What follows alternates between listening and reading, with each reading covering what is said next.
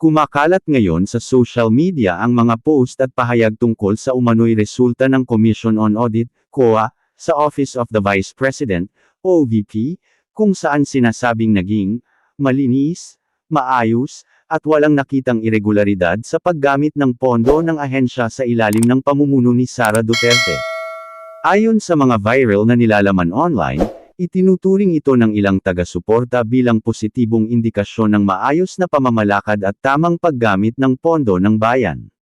May mga nagsasabi pa na ito raw ay isa sa mga pagkakataon kung saan pinapakita ng isang mataas na opisina ng gobyerno ang maingat na disiplina sa financial management at compliance sa audit requirements.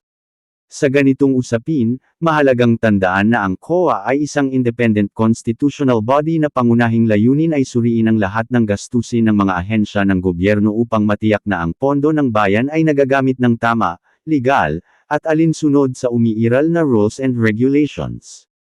Ang kanilang mga ulat ay karaniwang binubuo ng mga obserbasyon, recommendations, at findings na maaaring teknikal ang nilalaman at hindi agad dapat ipakahulugan bilang simpleng, past, o fail. Dahil dito, umiikot ngayon ang iba't ibang interpretasyon sa social media.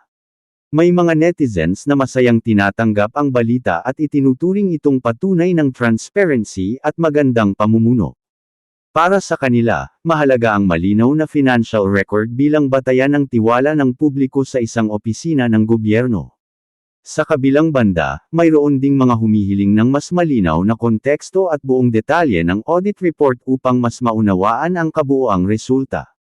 Para sa kanila, mahalaga ang masusing pagbasa ng COA findings upang maiwasan ang maling interpretasyon at upang matiyak na ang impormasyon ay hindi nabibigyan ng ibang kahulugan sa social media.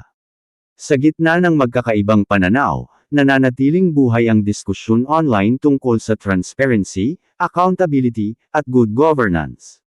Marami ang nagsasabi na anuman ang posisyon sa politika, mahalaga pa rin ang patas at malinaw na pagsusuri sa paggamit ng pondo ng bayan.